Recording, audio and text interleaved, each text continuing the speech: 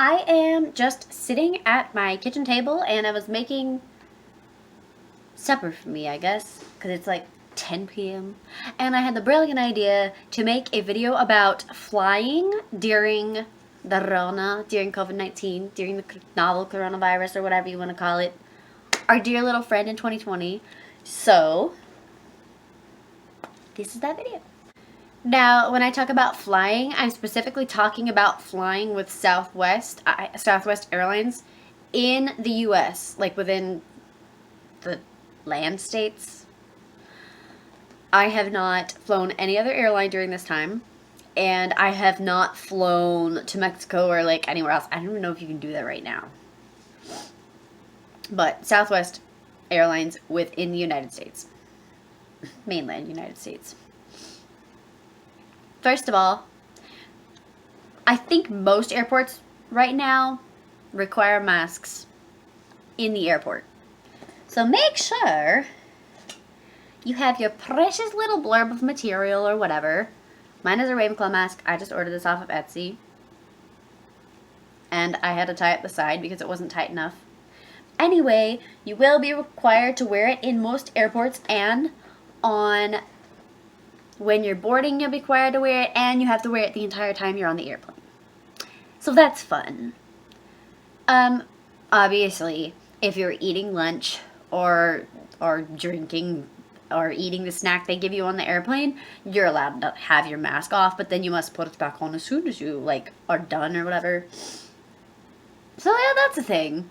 Oh, and one funny thing about wearing masks on airplanes is that now when they do the announcements and they're going through their whole seat belt and life preserver and blow into the tube and do all the things, they now have to say before you place the oxygen mask on your face, take off your mask. Thinks it probably should be self-explanatory, because if the plane's going down or you lose cabin pressure or something, would you rather have oxygen and be worried about the coronavirus? I don't know. But anyway, there's that. So make sure you have a mask with you. Sometimes, I think they do supply masks at the airport. Sometimes. Or available for purchase. I'm not exactly sure. Check your local airport. But in security, when you give them your ID and show them your boarding pass, they will ask you, or the TSA agent will ask you to pull your mask down so they can see your face and make sure you are you or something. And so you will be required to do that and then put it back on and then go on through or get escorted out of the airport. So, whatever. Security is not much different. Obviously, it varies from airport to airport, whether you're required to take your shoes off, or jackets, even laptops. I just expect everything in security to be super normal, besides the pull your mask down for the TSA agent when they're checking your identification. Beyond that, you go to the gate, you keep your mask on unless you're eating or drinking, and you're fine. And you get on the airplane. Right now, Southwest is, they're supposedly boarding 10 people at a time. So they board A1 through 10, and then they'll go 1 through 20, and then 1 through 30, and then 1 through 40, and 1 through 50, and 1 through 60, and then they do whatever is the family boarding, and then whatever else is it. I always get confused whether it's the priority boarding. Priority boarding and A-list is in the A group. Yes. So is military boarding along with the A, or is it with the B? I don't remember. Look it up online. But some airports want everybody to remain seated, and they repeat over and over and over, only the certain group can stand here. And some airports have the distances marked out where you're supposed to stand next to the numbered pillars for boarding. Others don't have that, but they should announce what you're supposed to do. And some airports are more strict than others. What was the strictest airport we were at? Midway? I think Midway was the strictest airport that I've flown into so far with boarding. That was the only thing. And it wasn't too bad. And it also depends on the gate agent. But he wasn't boarding our gate. He was boarding some other gate down the way. I haven't really seen too much trouble. People usually keep their masks on. I did hear a stewardess yell at one of the kids behind us, but I mean, kids are kids. Also, currently, Southwest is only using, like, I think their planes can hold like 170 something people, and right now they're only doing like 108-ish. They're running at like 2/3 capacity because they're not. Basically, they're only selling enough tickets so that they can set people on the window seat and the aisle seat, and that nobody sits in the middle, so everyone's social distance. Although I'm not sure that's actually a thing between like the rows in front, like row to row. I don't know the dimensions of the airplane, but I wouldn't be bothered. But when you get on the airplane, you I'm not sure if too many people do it, but I've seen a few people take like Clorox wipes or like any kind of disinfecting wipe and like wipe down like the whole row, like tray tables, backs of the seats, actual seats, like everything.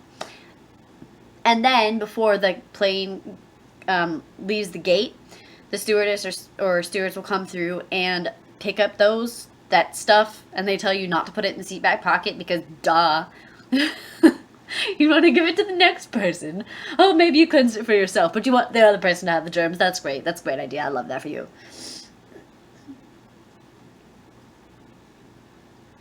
But besides that, once you get to 10,000 feet and it's stable, Southwest is only serving water right now with a mixed snack, which is like pretzel. Does that have peanuts in it? Does it have peanuts in it? I don't even remember. It's got like that, I don't know. It's kind of like a trail mix, but it's the Southwest Airlines trail mix. But the water, sometimes, the first time I flew back in May, they were giving out cans of water to each person, and I was like, wait a minute, is that water? Because they look like Pepsi cans. Like, I swear they look like Pepsi cans, but it was actually water. And so, that was in May, and then I guess in August. So a couple of weeks ago, when we flew, they were giving only like the little cups with ice that they usually do, but you can still ask for an entire can if you want. So that's nice to know. Right now, they have a policy where if you take alcohol on board the plane, since they're not serving alcohol on the plane right now, they say if you take alcohol on the plane, you're not supposed to consume it while you're on the plane. I literally don't know why that's the case, because they're not even selling it right now. Maybe they want people to like be in their right minds and conform to the rules and not be a problem if they're like a little ruddy or something. I don't know. I don't know anything about drinking on airplanes. But yeah. Still got Wi-Fi, still got all the things.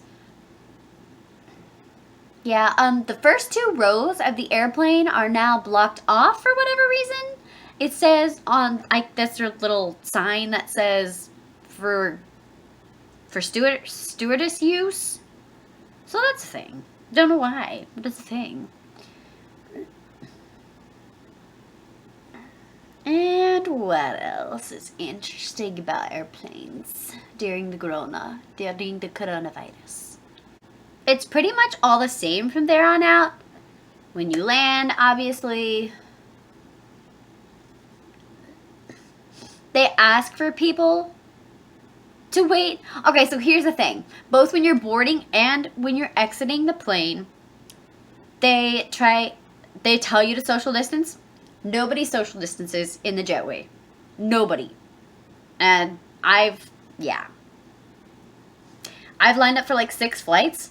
They're all like right behind each other, just ready to get in the plane. And on the way out, same thing. Not everybody's in the aisles, but like sometimes my sister and I had one flight where most people remained seated until the row in front of them got up and was like getting their stuff and leaving. the plane. But every other flight, people were up, people were grabbing their stuff, people were out in the aisles, they're bumping elbows, they're doing whatever, you know. They're running for the hills because they want to get off the plane. So, not so much social distancing there, and not too much you could really do about it either, but. Also, sometimes in the announcements, they'll tell you, if you see someone not wearing your mask, tell on them, like a junior high kid or something, or a middle school kid, or as an elementary kid. Or do they all do that? Because I didn't go to school, I was homeschooled. Anyway. They do tell you that. But as far as I'm concerned, I'd rather mind my own business and let everyone else mind their own business. Because sometimes I feel like I might need a minute with my mask off, and like I haven't. Obviously, I haven't.